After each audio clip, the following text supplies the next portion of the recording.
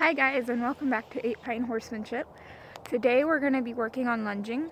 I have here Rose, who's not fully awake yet. I want to work on lunging because this mare will constantly yank and pull and keep the rope tight, so I've been working with her by just bumping her a little. I got a rope halter on her. So I'm going to show you the difference if I have enough camera footage. I've kind of got a limit on it right now. And I'll show you the difference between her and Skyla, and you can obviously tell which horse has been worked with more. I'm not sure how much you guys are going to be able to see. I'll have to move her and kind of look around. And I'm going to say sorry in advance because of the wind. So first I'm going to go get the lunge whip, and then we'll kind of pan out where we're going to be at. So you guys may only be able to see half the circle. I'll back up as much as I can. It's sitting on a fence post right now between two metal gates, so bear with me. I'll try to talk as loud as I can, but if I feel like the wind's too noisy, I'll come up and talk to you guys.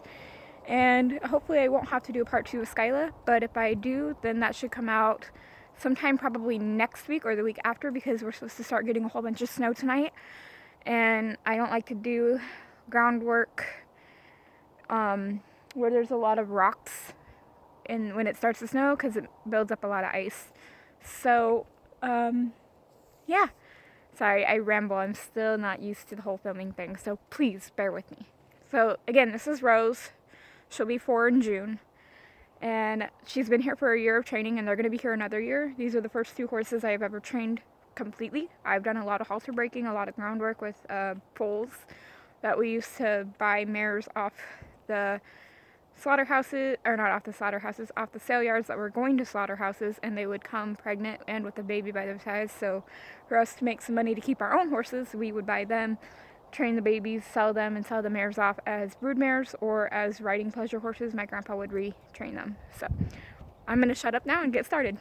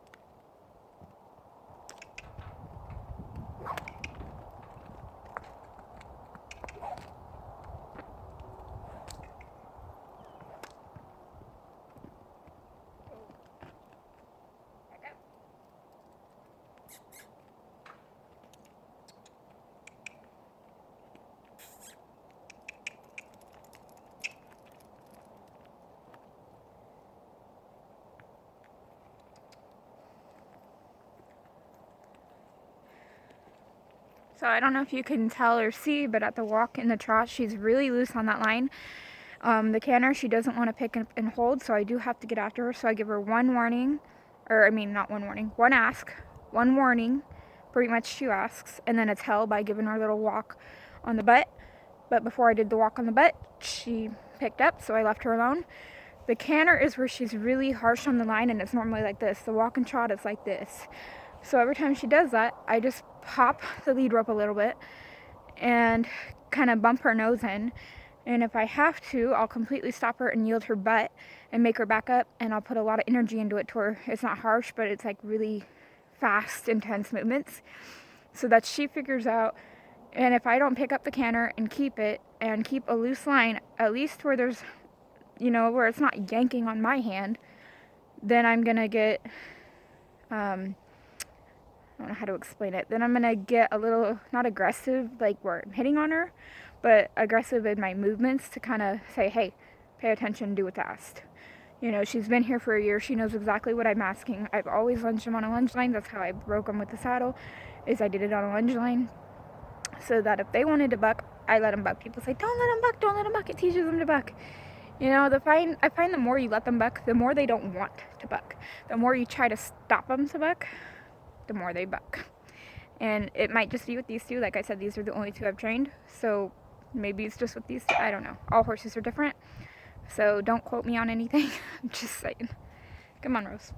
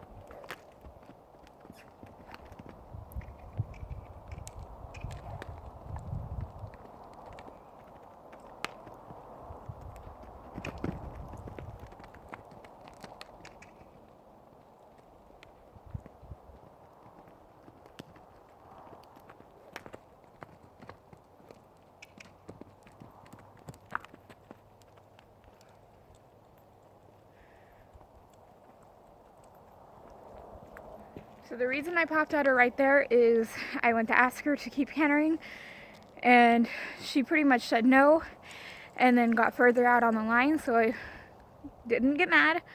I shortened up my line, calmed myself down, took my emotions out of it, and then we asked her to go again, and she did. So I'm actually going to move her in the round pen that you guys are sitting on. I know it's quite small. That's what I use it for, is to teach them when their release of pressure is. So out here she can pull on the lead line, make it tight, and she's going to get constant pressure until she gives to that lead line. And here, no matter how much she yanks on the lead line, it's not going to get tight because it is a smaller round pin, and the lead rope is longer than the round pin. So she's going to feel no pressure, and then she'll start to figure out, man, me not pulling means all I have to do is the speed that she's asking. For those of you that are worried about her cantering in the small round pen, she does it. We put her in here when we ride the other horses because we leave the gates open. Because sometimes we ride English and it's harder for us to reach all the way down and open the gates. And some gates you actually have to pick up off the ground and pull open because they don't have a wheel on them. So don't worry about her cantering in a small area. Don't worry about a couple little rocks here and there. You know, we live in an area that used to be a riverbed and a barn on one side and a riverbed on the other. So there's going to be rocks no matter how much you pick them out. So we just pick them out pretty much once a week or something like that. I don't really keep track of it. So I'm going to pause you guys and turn this around, and we'll put you in the round pen. Okay, so I hope that's going to stay. Unless she bumps the fence, it shouldn't fall. It's obviously not going to cover the entire round pen.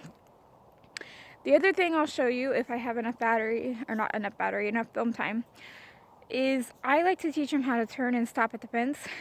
And what I'll do that for is if they're getting a little high strung, starting to ignore me, they know the difference because I've taught it to them, and the difference in my body between when I'm asking them to turn sideways and stand at the fence and when to move off.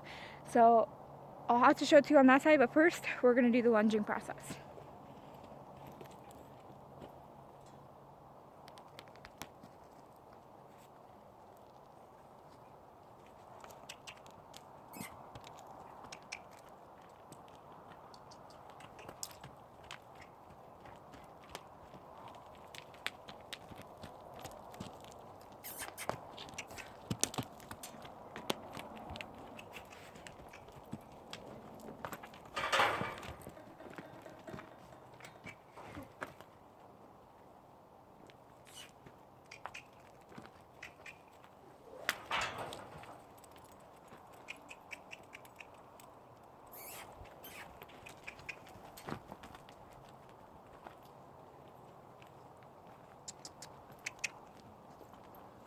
So right there, I was trying to get her to turn on the fence, and she went ahead of me, so I let her go ahead a little bit. Get over here. And then I backed her up. Good girl, woo. And then I kind of said, all right, you don't want to turn in, then you can work a little bit. So now I'm going to try and get her to turn in, and I normally don't do it with the whip, so I'm going to drop the whip and go back to that panel and see if you guys can see it. like I said, this is just kind of respecting and to make sure they're paying attention, because when it's the same kind of posture as when I send them off. So when I send them off, my arm's up and I kind of move with them. And with this, my arm can be up or down. I've taught it both ways because the owners' little kids are going to be riding them. So, you know, they don't always remember to put their arm up. And then I don't move as much, and that's how they know what I'm asking. So I'll show you the difference. So this is me sending her off.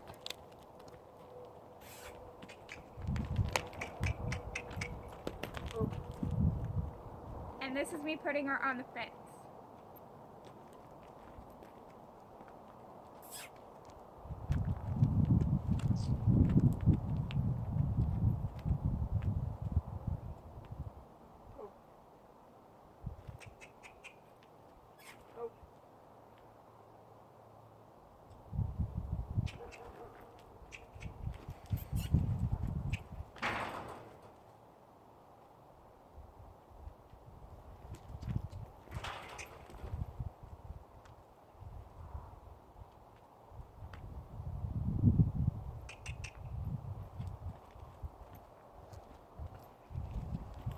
So you can easily see she knows the difference between the two. And it just kind of makes them pay attention to your body, because if you have a horse that's constantly, as soon as you just pick up the whip or pick up the rope, first of all, they need more desensitizing. Second of all, they're not paying attention to your body language. Because maybe you're just picking it up and maybe you're going to be done and just walk out and leave the horse with you. And, you know, the horse is like, oh, she picked up the whip. I got to go. I got to move. And, you know, that's why you work with them.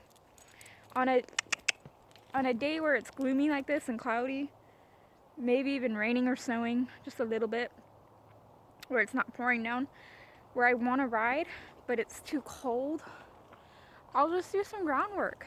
You know, people tell me, oh, you only need to lunge in the beginning stages. I think it's good to lunge anyways. My gelding is at my grandpa's house, and he is 35 this year. And I still go out and lunge him. I don't ride him, I just walk, trot, lunge him, and sometimes if he's feeling spunky, I'll let him canter. But I don't want to make him canter too much, you know, at that age with all that arthritis. You know, walking and trotting's kind of okay in a circle, but cantering, you know, for his age, it's a little harder. He's a little overweight, so it's a little harder for him to do. So I do it to make him drop a little bit of weight, to pay attention, to get some of the spunk out, because he's not going to do it by himself. So we're going to go back to lunging, and you're going to see me do some groundwork with her. And I might tie her up and work with her back feet. She's kind of a kicker when it comes to picking up her back feet, which I don't know why. We've worked with her on it a lot. So we're just going to keep doing it. So we might actually do some lunging, some groundwork, and picking up the back feet. I use a rope. I use this soft cotton rope. And I just do, sometimes I wrap it just around the hoof and pick up, but she's figured out how to get her foot out of it. So I kind of do a little one knot like that, so that if she pulls hard enough, it's not going to tighten, it's going to come off. So we may do that. It looks like I have a little bit of time left. I might have to pause it and re-edit and change a few things. So some people say don't do this unless you want your horse to move. Well, you know what? It's called desensitizing, people. So I'm going to do it. See how she doesn't like it? She doesn't like it because I've been teaching them how to leave when I bring food in, because she will kick. She is the type that you can be 10 feet away from her and she'll find a corner to get you in and kick you. So I'm going to wait until that rope loosens up. Right there, good girl. And all she did was lift her head a little. Alright. You see how she's kind of lazy? I'm going to get after her.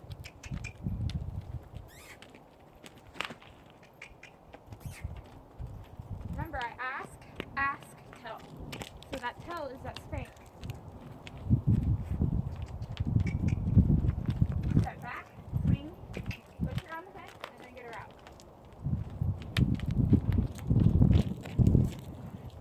So I see all these people letting the horses hope. Whoa. So I see all these people letting the horses come halfway in the arena to change direction. I do let Skyla do that, but with a kicker, I don't. That's just an accident waiting to happen, especially in a small round pen like this. So I'm going to do some groundwork and then we'll do her feet. Make sure you guys can see.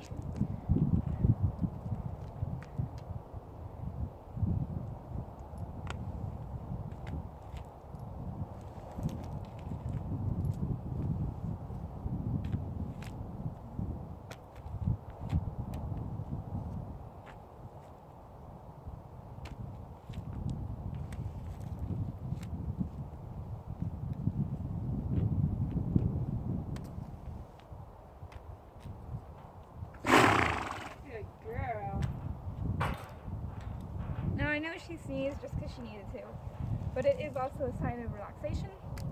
She's a little jumpy because I haven't done this with her in a while, but you notice she settles right down.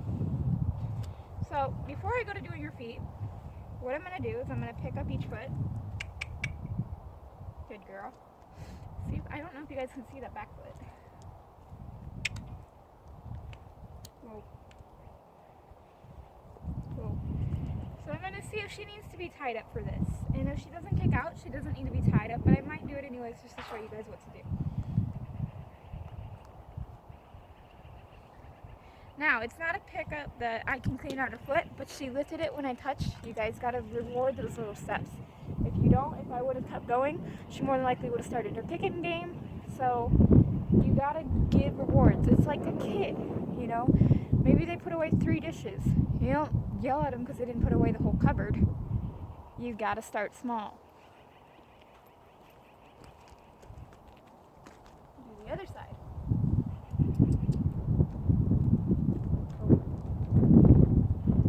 You notice I still have a hold of rope. I don't drop it.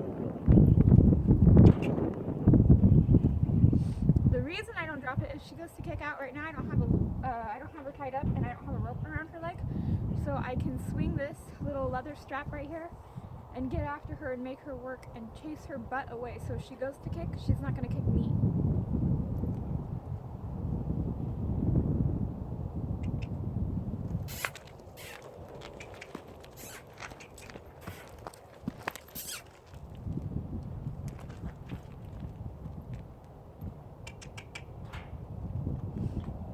See how she started to pick up and she said screw you and went like that.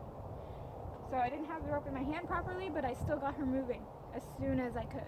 And that's all you can do. You can't be perfect every time. It takes learning, it takes practice.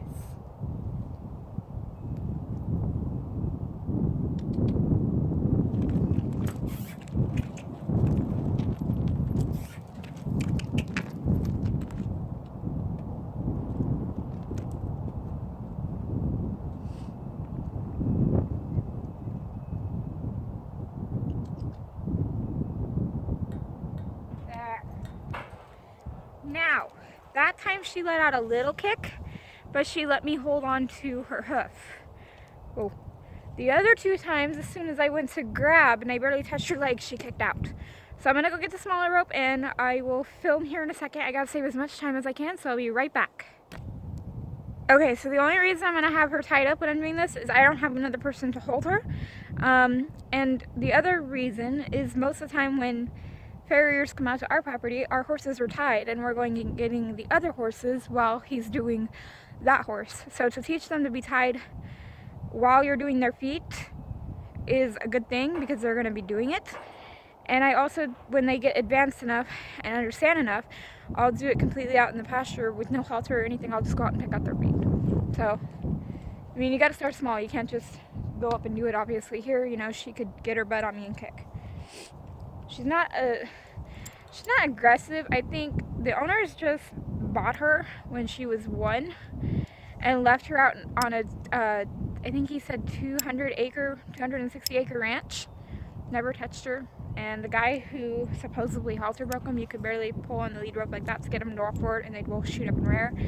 And he's like, well, you said you wanted to try to train horses, so here's your project.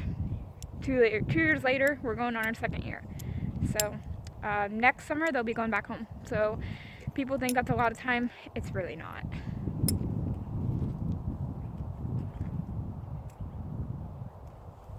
I mean, it is, but not when you got snow and you don't have an indoor to really work with them.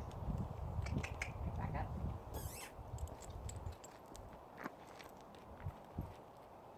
See, I'm not pulling. You watch me back her up, I'm not pulling. What it is the snap's a little heavy. So all I have to do is pick up right here and go like this.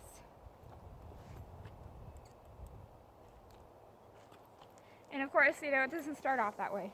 People think it starts off that way. It doesn't.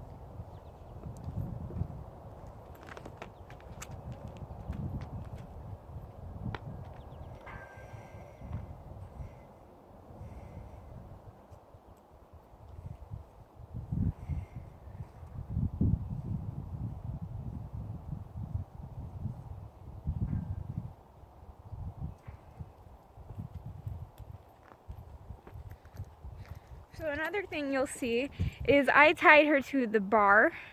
So if she wants to move, she can. I didn't tie her to this part because then if she goes to kind of freak out, she doesn't have a way to get away. Even though I don't want her moving or kicking out when I'm doing this, she still has to have an escape route.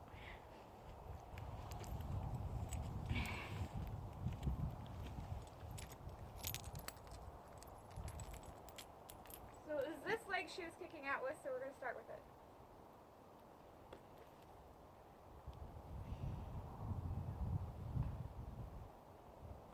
I'm going to start off by not tying it to see how she does, and good girl, she already did that. Good girl. There.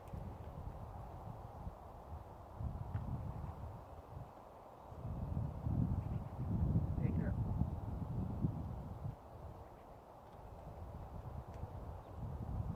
So I'm going to pull out like a farrier would. Remember, start small.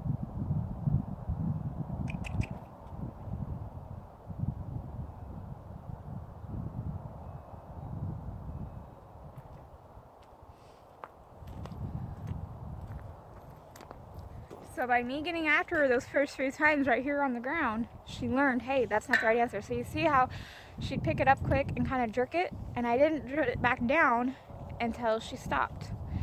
Eventually, I'll bring it completely back like a farrier does, but for right now, start small, people.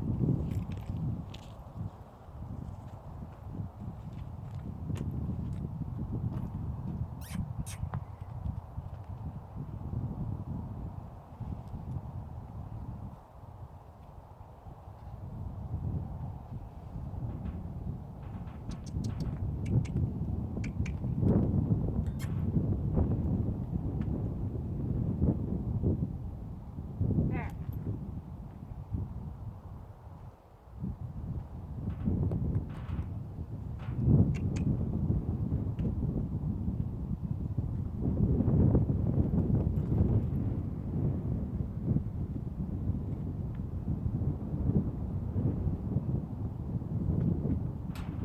That time I didn't pull. There. So I'm going to leave her alone at that because I didn't pull those last 2 times. She just said, okay, that rope went up a little bit. Let me pick up my foot for her. So that's the end of today's video. I only have like 5 minutes left of filming. So by the time I got Skyla and started the lunging process, you wouldn't be able to see the difference. So I will try my best to get this up and posted as soon as I can. I don't have Wi-Fi. I just have mobile data. So it might take a little longer. And as soon as I can, I will get Skyla's video up. Thank you guys for watching and please subscribe.